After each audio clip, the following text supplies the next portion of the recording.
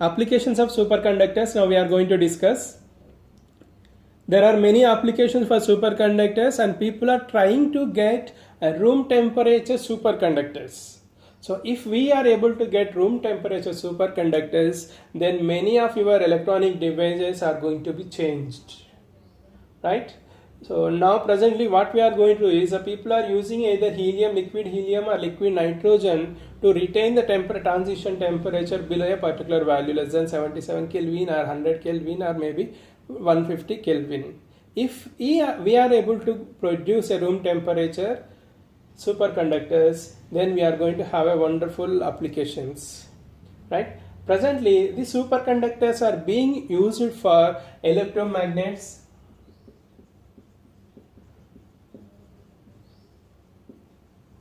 They are used for electromagnets.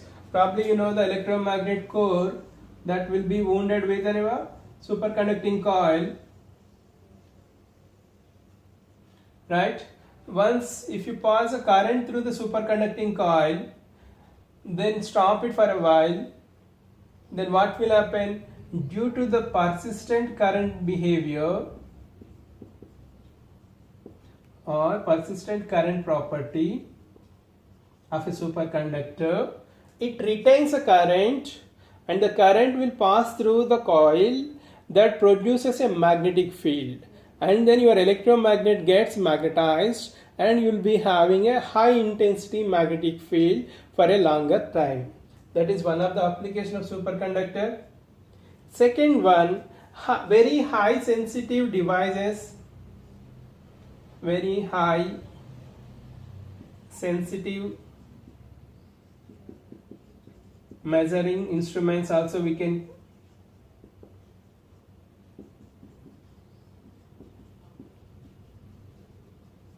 very high sensitive measuring instruments, something like, I give you one example, galvanometer,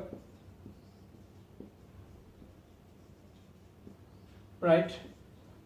And also people are using this particular superconductors for switching applications, switching devices. I think you know this is a temperature axis and this is a critical magnetic field H axis. Below this you are going to have the superconducting nature. That means this region you are going to have the superconducting. This is a normal conducting nature. If you change the Hc value or H value, then what will happen? It converts from normal to the superconducting to the normal conducting nature. That means you can operate this Hc value. By operating this, you can make the device as a switching device, right? And superconductors are also using for transmission of power for over a long distances without any loss or without any drop in voltages. So I can say power distribution purpose,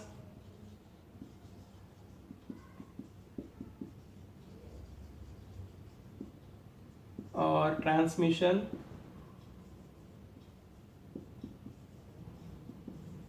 Present whatever we are seeing on the road, power cables, they are giving almost 20 to 50% losses, right? If we replace these power cables by superconducting wires, then we can pass a current without any loss or without any drop in the voltage. That is one of the beautiful application, right? And superconductors are also used for the memory storage applications in computers.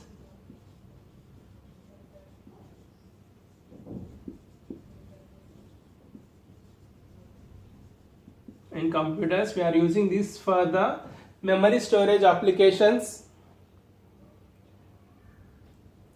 Also people are using for the rectifier applications,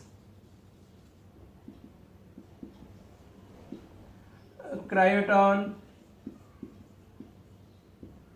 and electrical generators, transformers.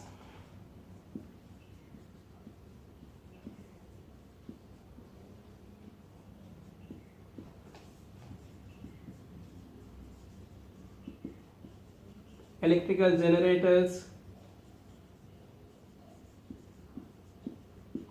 right? Electrical generators, transformers, creator, rectifiers, modulators, many electronic applications. People are using these superconducting coils or superconductivity. And also one of the important application is magnetic levitation. We know superconductors are perfect diamagnetic materials. When we put some magnetic material on the superconducting coil, then what will happen? The magnetic material will suspend in the air. Let us take this superconducting material, and this is below critical field, and T is less than Tc, H is less than Hc, and J is less than Jc. That means it's a perfect superconducting behavior we are going to see. And when I put some magnet here, when I drop a magnet onto this material, it gets repelled. It will not fall onto the superconducting material. It is suspended in the air. This particular phenomena people are using for magnetic levitation. This is nothing but magnetic levitation. By using this concept, they are making a train for transportation purpose. The train rails will be your superconducting coils, and on your train, the wheels of a train will be a magnetic material, magnetic wheels. Once you change the superconducting property of your rails, then your magnet will move. The train, whatever it is there on the wheels, gets moved in one particular direction. By varying the superconducting properties, either critical magnetic field or temperature or maybe Jc value, then your train will move in one particular direction. So here there is no friction, there is no attractive force between these two things, because these two magnets are diamagnetic material. The phenomena of superconducting, which is perfect diamagnetic property, because of that the train will suspend in the air, and by changing the field the train moves in a one particular direction. So one of the beautiful application for superconductors, magnetic levitation. Another application is superconducting quantum interface device, SQUID, which is a high sensitive, SQUIDs are being used to measure a very weak magnetic fields up to probably around 10 power minus 14 teslas. You can measure using the SQUID instrument.